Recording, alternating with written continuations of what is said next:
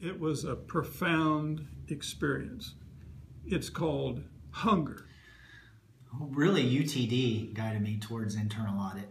No, I was in retail, and I didn't want to be 55 doing retail. And I like catching people do some bad stuff. Well, the role of internal audit is to make people cry. Well, I believe that the role of internal audit is, in essence, to help a company achieve its business objectives. And there's lots of ways you can do that.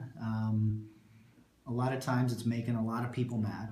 Internal audit is a business partner with management to see that resources are used effectively and efficiently and minimizing waste in a controlled environment. The primary role is not really different from the strict theoretical definition of internal audit, and that's to monitor risks on behalf of the audit committee of the board of directors of a company. There's a little bit more to it than that, and it's really a role that is not just, in my mind, separate from the board and the management of the company. You work as a team, so you are monitoring risks. You are working with management to help ensure there's a good control environment in place, and if there isn't, that you could help them develop it without necessarily doing or carrying out the control yourself. Yeah, I think the biggest difference is that when you're on the external audit side, you're very focused usually on internal controls or financial reporting risks.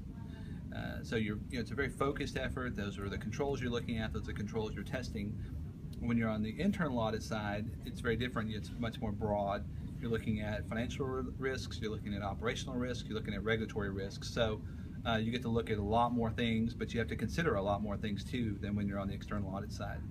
When I work with the external auditors, they'll have their work papers set up, and so they will have their sample and they will give their sample to me, and I will basically gather the information for them either by asking other internal employees or getting it myself through Epic.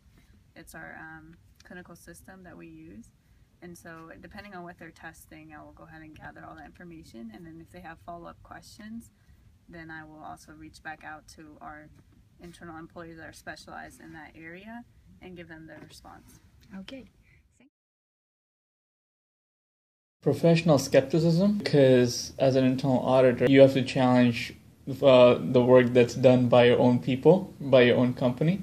So that can be challenging sometimes, but professional skepticism is what helps you out in the way that you believe what the people that you work with tell you, but still need to make sure that they are doing the right procedures.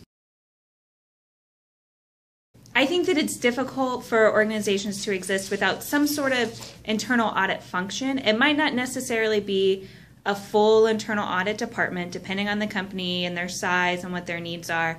But at the end of the day, the company is responsible for their own practices, for their own financial records. And so you need to have somebody there who is able to say, I'm comfortable that things are operating the way that they're supposed to be. There's ever perfection. There's always room for improvement. And that's one of the things that internal audit looks for. Sometimes they're looking to make sure that everybody's following the rules, and sometimes they're just looking to see how they can make it better, how they can make it easier for everybody to follow the rules. A valued partner and a trusted partner, be able to advise when new programs, when new systems are being implemented, when the company is looking at their strategic plan. Here at UT Southwestern, we work with all members of management on an annual basis to talk about the risks in the organization and then to set the audit plan. Then we jointly send that over to the audit committee for this organization so that they have the opportunity to approve that plan.